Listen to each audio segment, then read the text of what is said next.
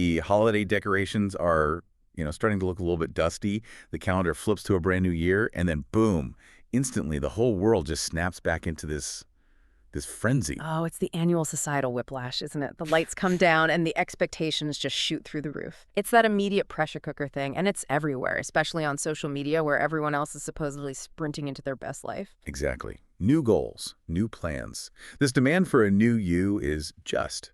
It's instant. It is unrelenting. But what if that pressure, that immediate sprint, is actually the single worst way to launch yourself into the next 365 days? That's the core idea of the source we're diving into today. It's a blog by Carrie Massotti. She calls herself a lifestyle encourager, confidence catalyst, and sparkle coach. Right. And our mission today is a little different. We often analyze these sources that demand hustle or, technical know-how. But today we're exploring this really profound but simple idea of starting the year with space, not pressure. We're basically treating her blog as a case study in the backlash against that relentless hustle culture. There was this one line that it really stopped me in my tracks. Yeah. Carrie described this quiet in-between time as something tender, honest, raw. Mm. And then she says, and the last thing it needs is pressure. It acknowledges how vulnerable those first few days of January really are.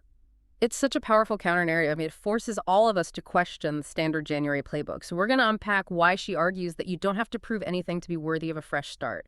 From a behavioral perspective, what purpose does that rush even serve, and what's the risk when we replace it with grace? And that's really the question for you listening, isn't it? What if the first thing we gave ourselves wasn't some demanding new plan, but just grace? Let's figure out how that mindset shift can actually translate into real, durable change. Okay, let's unpack this. Because Carrie really nails the fundamental conflict here. She says it directly.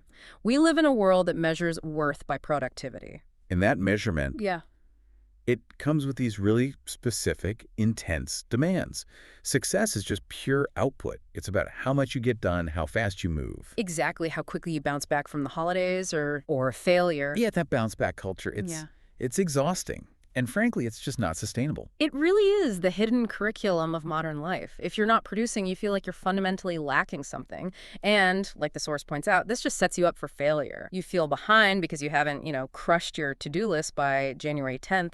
But this is where Carrie makes the pivot. And what's fascinating here is this gentle, almost subversive counterargument she makes. You don't need to do more to be more.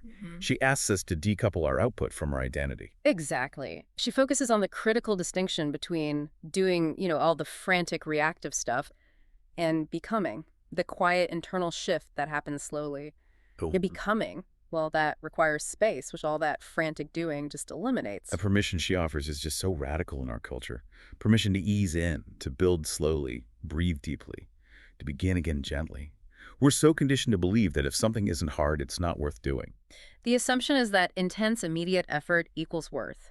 But Carrie suggests that worth is just inherent. And the high-quality effort, the stuff that really matters that comes later, from a place of alignment, not anxiety. But we do have to ask the critical question, right? If you remove the pressure completely, what stops grace from just becoming? Complacency. Where's the line? That's a powerful distinction. And I think she addresses it by not arguing for inactivity, but for intentional slowness. She's not saying do nothing. She's saying let's normalize the slow start. The goal isn't to run from effort, but to make sure that when you do apply effort, it's rooted in something real. And she's challenging us to think about the long-term cost of that anxious sprint. That energy is finite. If you burn it all in the first 2 weeks just trying to prove you're worthy, you have nothing left for March or April when you actually need it. So that's the challenge for you listening.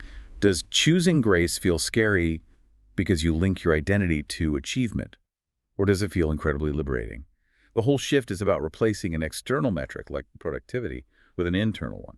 And this is where it gets really practical and actionable. Instead of asking, how many things can I cross off my list, she replaces that with these internal nourishing questions. Yes, these are the questions that create that space. She encourages us to ask, what feels nourishing right now? Or what rhythms help me feel most like myself? And I think the most important one, where can I make space for grace instead of pressure? And notice how all three of those focus on your internal state, right? Not on your external output. They're designed to bring you into alignment with your energy, not to fight against it. That immediately reminded me of a time a few years ago. Right after the holidays, I tried to just sprint into the new year. I had like 5 massive goals for January. I was running on fumes, just prioritizing aggressive output. I was totally ignoring that I needed to recover. And by the end of the month, I was completely burned out. And I hadn't achieved a single one of them. I was focused only on the quantity of my effort, not the quality of my own internal state. That is the universal danger, isn't it? Prioritizing speed over substance. The body and mind eventually just revolt. Carrie's philosophy flips that completely. It says the ultimate benefit of a gentle start is durable alignment. You're moving with your momentum, not forcing it. And she gives us this quote that just sums it all up. She says, "When I start from a place of grace, I make better choices. I hear myself more clearly. I live more aligned with who I actually want to become." It's just, it's such a foundational shift. You're building your year on solid ground. Right. It creates this self-reinforcing cycle. When you feel aligned, the work feels meaningful, not draining. And that's how you set the rhythm for the whole year instead of forcing resolutions you abandon by Valentine's Day. So, okay, how does this actually look day to day? She gives us some really specific, concrete examples that ground the whole philosophy. Yeah, and it's intensely practical. It focuses on these little micro rituals that establish presence before the day, can just hijack your For focus. her, it looks like morning scripture before anything else, Yeah. just a grounding moment before she even checks her phone. Then tea and water to hydrate. A few centering minutes before the day really takes off. They're just these tiny acts of intentional slowness. And this detail. This is what really interested me from a psychological standpoint. She mentions using specific jewelry to feel pulled together, even when she's still in leggings, in her most comfortable state. That detail isn't about vanity. It's a tangible anchor. It's a low-effort signal to yourself that says, I am worthy and I am claiming this day. I loved how she tied this into faith and confidence. That's the whole point of these small rituals, right? It's about replacing pressure with presence and hustle with heart. It's an external signal of internal self-honor. She also emphasizes making space to rest without guilt. You don't earn rest, you just claim it. And if we kind of zoom out for a second to the bigger picture, these small rituals are so significant. They're deliberate, repeatable acts of self-honoring that tell your subconscious that you are the priority no matter what your to-do list looks like. This is how you cultivate that inherent worthiness she's talking about. Exactly. That's the foundation. So Mhm. what if you're listening and you've been doing this, you've been practicing grace, and now you're feeling that little internal nudge, that quiet feeling that something tangible needs to shift? Carrie talks about what that nudge might be signaling. Maybe it's financial flexibility. Or a creative outlet. Or maybe you just need a support system that actually, shows up and cheers you on. Right. Or just something more, even if you're not sure what that more looks like yet. I love the transition in her blog here because she takes this idea of grace and applies it directly to opportunity. And she makes sure it all operates in a completely zero pressure framework.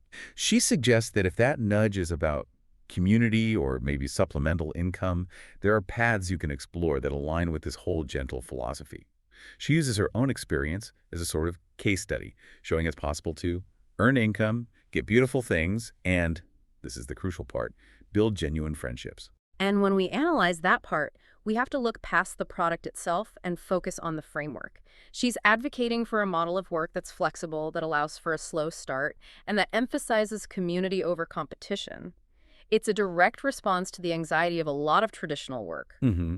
It satisfies those deeper cravings for both financial and social support, but through that same lens of gentleness.